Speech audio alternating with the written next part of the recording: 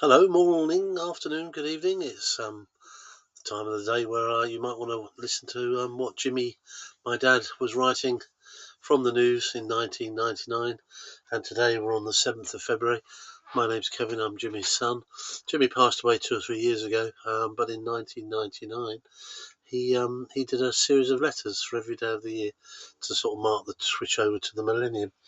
Today, a fairly odd little mixture of things: camels, King Hussein of Jordan, scientists and miracle cures, and the things we do for dumb creatures. So the first thing was a funny little story that apparently a dead camel was found in the back of an abandoned van in a place called Kimpton. Seems that somebody had made a bad job of trying to cremate the animal. Result was a bit of a stink, which caused neighbours to bring in the police. So I think there was a lot of conjecture about how on earth you got a camel in the back of a van. Where did the camel come from? Who did it belong to? How did it get in the country? And who was missing a camel? And none of those things appeared to have been answered at the time. So that was a little bit odd.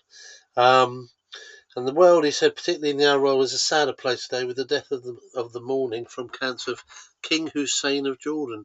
Now, I read that and thought, well, what's that all about? So apparently King Hussein of Jordan was a keen radio amateur. And I don't know if you know about that, but it's you could become a radio ham.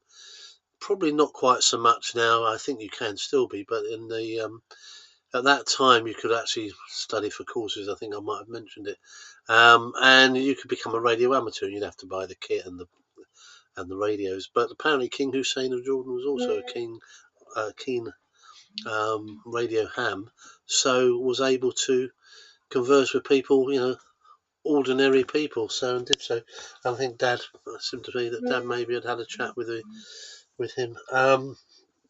What else? Scientists are at it again. Eating cherries is a better cure for headaches. So that was and they were going to do some trials to see whether it's the thing that causes the red in cherries was going to be a big thing. And the things we do for dumb creatures, that was all about in Oxford Knots, where they closed the road so that toads could migrate.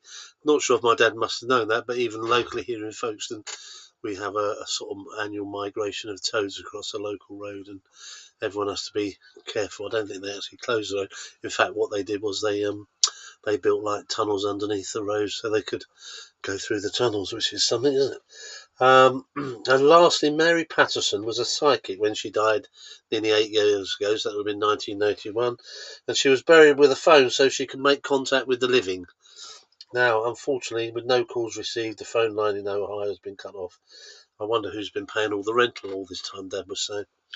And it was anyone tempted just to ring her. He said no wonder Einstein despaired of us all at times. Anyway, slight odd mixture of things there on this particular day back then. Thanks for watching, thanks for listening. Subscribe, click, whatever one does, and there you go. Bye.